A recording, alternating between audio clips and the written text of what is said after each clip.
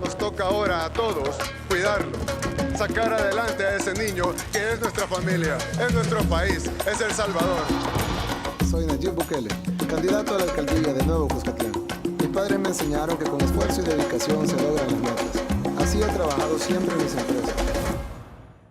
En la década de 1960, El Salvador experimentó una aceleración industrial y una evolución económica debido a la ampliación del mercado interno con la creación del Mercado Común Centroamericano. Sin embargo, para los años 70, la desigualdad en el país ya era notable. En 1979, un golpe de Estado derrocó al general Carlos Romero, estableciendo un gobierno cívico-militar, lo que facilitó la consolidación de grupos armados y el inicio de la guerra civil en el país. En ese mismo año, la revolución sandinista triunfó en Nicaragua, lo que intensificó el involucramiento de Estados Unidos en la región centroamericana. Durante los años 80, se conoció que fuerzas paramilitares de Guatemala operaban en El Salvador, financiadas por las élites económicas de ambos países. La historia de violencia dejó a El Salvador como uno de los países más peligrosos del mundo. En 2015 se registraron alrededor de 900 homicidios solo en agosto, un promedio de 30 asesinatos al día. Esta violencia fue producto de las luchas territoriales entre pandillas, especialmente la MS-13, Omara Salvatrucha y Barrio 18.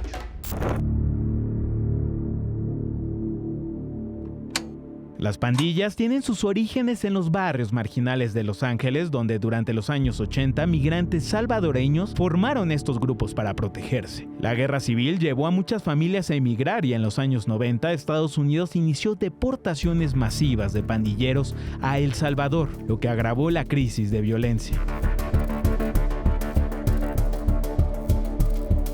El conflicto armado en El Salvador concluyó con los acuerdos de paz de Chapultepec en México. El acuerdo fue firmado el 16 de enero de 1992 por el Frente Farabundo Martí para la Liberación Nacional y el gobierno de El Salvador, terminando así con una guerra que dejó 75,000 muertos, 8,000 desaparecidos y 12,000 presos políticos.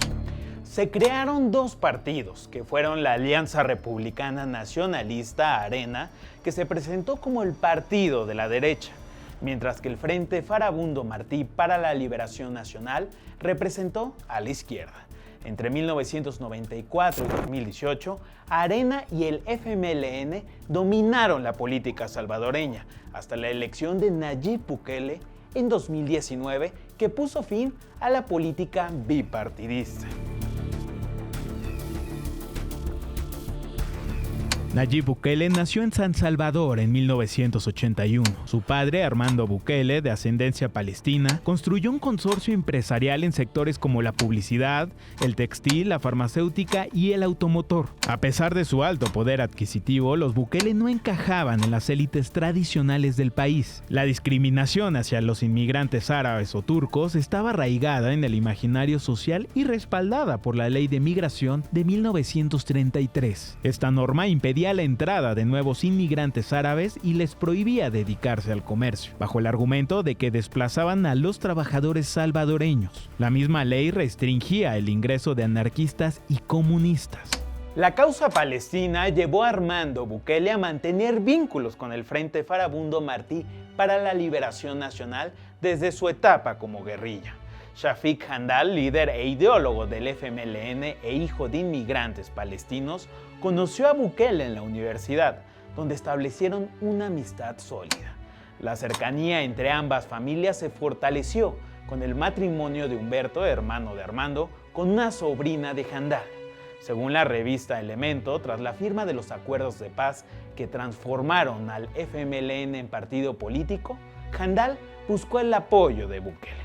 Nayib Bukele inició estudios en ciencias jurídicas, pero no completó la carrera, optando por dedicarse a los negocios familiares. Presidió la empresa de publicidad Overmet y trabajó en firmas como Nolk Red America, 4AM Saatchi & Saatchi, donde diseñó campañas de marketing político para el FMLN. En 2012, con el respaldo de este partido, se postuló y ganó la alcaldía de Nuevo Cuscatlán, un pequeño municipio de alrededor de 8,000 habitantes ubicado a 25 minutos de San Salvador. La promesa de un sistema de abastecimiento de agua potable, pues sus habitantes solo gozaban de este servicio unas horas al día, cautivó a la población. Por medio de préstamos, Nayib Bukele garantizó este servicio y construyó varias obras insignia. Sin embargo, los préstamos agotaron los fondos. En 2014, el Ministerio de Hacienda de la Nación clasificó a la alcaldía en la peor categoría financiera porque la deuda había crecido 320% respecto a 2011. Cuento contigo. Nuevo Cuscatlán sigue siendo el hogar de Nayib Bukele. Nunca se mudó al palacio cuando se convirtió en presidente. Continuó viviendo en el condominio Los Sueños de este municipio. Así como él, más familias pudientes se han mudado a este pueblo, que se convirtió en una ciudad dormitorio de la clase media salvadoreña, mientras los originarios se han ido.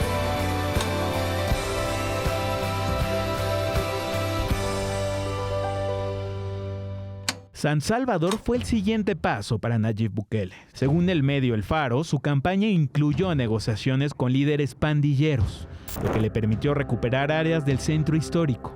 A cambio, su administración otorgó puestos de venta a criterio de las pandillas y contrató pandilleros para brindar seguridad en la Feria Agostina. Este patrón de negociaciones con las pandillas, aunque polémico, ya era un comportamiento que venía de gobiernos anteriores, tanto del Partido Arena como del FMLN. En 2017, Bukele desafió al FMLN con declaraciones agresivas en redes sociales. Durante una sesión del Consejo Municipal, tuvo un altercado con la concejala Xóchitl Marchelli, a quien insultó llamándola bruja, y en un arranque de furia lanzó una manzana hacia ella. Este incidente, junto a otras provocaciones, llevó al FMLN a expulsarlo para fomentar la división interna. Al final, anunció su candidatura a la presidencia. Se resolvió imponer la máxima sanción, que es la expulsión del señor Nayib Armando Bukele Ortiz. Como su movimiento Nuevas Ideas no cumplía con los requisitos legales para participar en las elecciones, se alió con el partido Gran Alianza por la Unidad Nacional.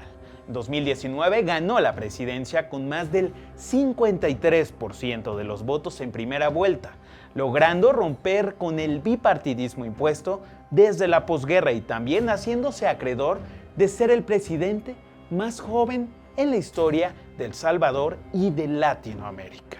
Este día inicia el nuevo gobierno de El Salvador. Este día inicia la nueva historia que vamos a escribir juntos. La pandemia de COVID-19 marcó un cambio radical en el gobierno de Nayib Bukele, endureciendo sus políticas de seguridad y posicionándolo en la extrema derecha. En febrero de 2020 logró aprobar un millonario presupuesto dirigido a su nuevo proyecto emblema, el Plan de Control Territorial, con el cual buscaba restablecer la seguridad pública y combatir a las pandillas. Sin embargo, la forma en que consiguió estos recursos suscitó preocupación debido a medidas autoritarias que, paradójicamente, resultaron populares en el país.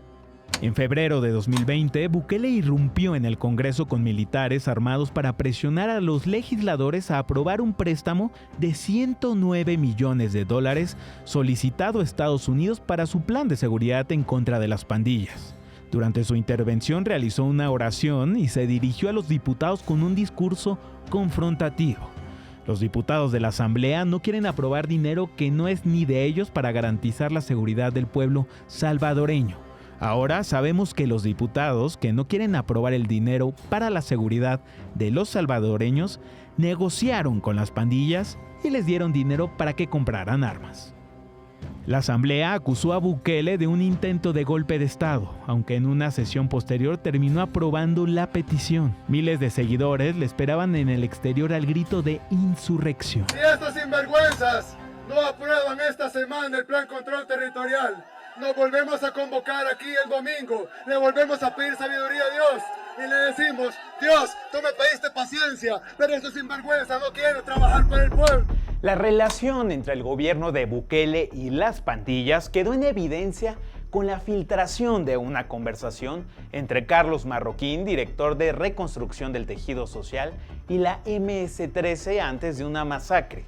La llamada marroquín afirmó: yo ya le tiré a Batman que hay 72 horas para dar una respuesta. En 2022, la MS-13 llevó a cabo 87 asesinatos en 3 días, en respuesta a la política de cero tolerancia y a la ruptura de un pacto silencioso entre las pandillas y el gobierno de Bukele, a quien Marroquín se refería como Batman. Lo que Batman me dijo, vamos a ver cómo se reacciona en las próximas horas y yo te aviso si nos reunimos mañana. Entonces yo, ¿qué es la herramienta que necesito ahorita, brother? Que le trasladen ya a la gente, que paren. En reacción a la masacre, Bukele declaró un estado de excepción implementando arrestos masivos y restricciones de derechos civiles. Se detuvo a miles de personas sin pruebas contundentes.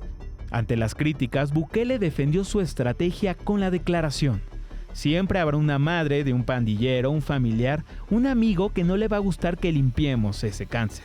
Pero si no lo hacemos ahora, ¿cuándo? Desde marzo de 2022, los pandilleros han sido catalogados como terroristas irredimibles, sin derecho a garantías legales. Las cifras oficiales de homicidios ya no incluyen a pandilleros muertos. Bajo el régimen de excepción, más de 70,000 personas han sido detenidas, mientras que las penas por delitos relacionados con el crimen organizado se endurecieron y se aprobaron juicios sumarios. A pesar de las denuncias de organismos internacionales y nacionales sobre violaciones sistemáticas a los derechos humanos, la política ha gozado de un amplio respaldo popular y ha debilitado significativamente a las pandillas. En sus discursos, Bukele suele aparecer junto a la imagen de Monseñor Óscar Arnulfo Romero, una figura de la defensa de los derechos humanos, lo que contrasta con su perfil de líder ultraderechista. Durante más de 1000 días, su gobierno ha convertido el estado de excepción en una política de Estado. Amnistía Internacional denuncia que las detenciones suelen realizarse sin pruebas y por cumplir cuotas diarias. En 60 casos documentados, las víctimas fueron encarceladas por tener tatuajes, ser pobres o bien vivir en zonas controladas por pandillas. Este año, Human Rights Watch condenó la decisión de trasladar a menores de edad a cárceles para adultos. Esta ley fue aprobada por la Asamblea Legislativa dominada por el partido oficialista Nuevas Ideas, que en 2024 obtuvo 54 de 60 escaños. Por primera vez en su historia, el FMLN, único partido de izquierda, no logró representación.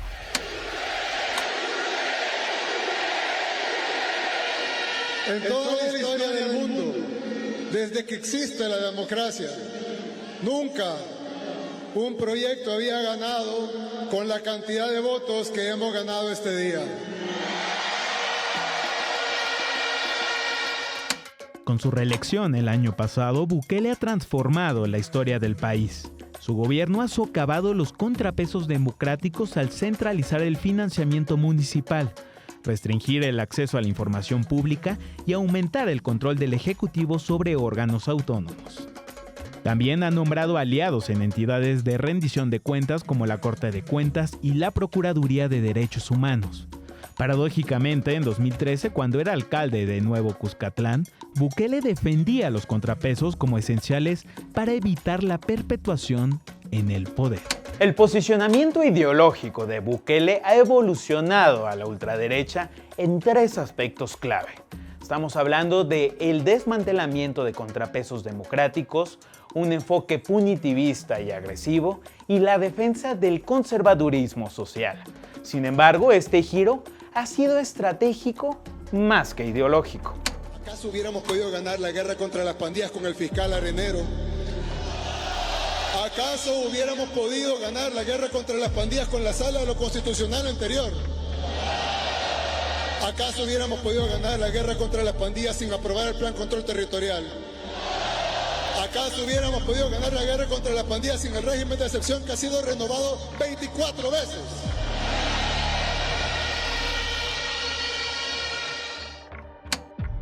En sus inicios, Bukele tenía posturas progresistas sobre el aborto y los derechos LGBTI. Como alcalde de Nuevo Cuscatlán declaró: "Yo creo que la lucha de derechos civiles de nuestro tiempo es la comunidad LGBTI y yo quiero estar del lado correcto de la historia". Sin embargo, en su primera campaña presidencial adoptó un discurso cristiano en un país donde más del 83% de la población es religiosa. se declaró provida y sostuvo que el matrimonio debía ser únicamente entre hombre y mujer. Si bien Bukele goza de gran reconocimiento en El Salvador, en el exterior ha sido duramente criticado. Organismos como la Unión Europea y la ONU han señalado sus acciones antidemocráticas. Estas críticas han generado un sentimiento de unidad nacional contra los detractores extranjeros, reforzando así la popularidad de Bukele. Para enero de 2025, el Financial Times ya considera El Salvador como un modelo global de la ultraderecha. Su estrategia contra las pandillas y su impulso a las criptomonedas han convertido a Bukele en un referente para líderes ultraconservadores. Incluso Elon Musk elogió su gestión afirmando necesita pasar y pasará en los Estados Unidos. En cierto modo, estos logros han sido alcanzados mediante políticas autoritarias. Actualmente, 3 de cada 100 adultos salvadoreños están en prisión. Bukele ha centralizado el poder y ha extendido el estado de emergencia 34 veces, suspendiendo derechos civiles básicos. Su autoritarismo genera interrogantes sobre si su gobierno continuará enfocándose en la seguridad o si dará paso a un régimen dictatorial. ¿Hasta qué punto su popularidad puede justificar el deterioro de las instituciones y las libertades fundamentales? Además, con el retiro del Bitcoin como moneda de curso legal en El Salvador, luego de 4 años después de ser el primer país del mundo en adoptarla, ¿estamos ante un nuevo especulador como en el caso de Milei en Argentina? Esto es Regresiones, el ascenso de las ultraderechas en el mundo.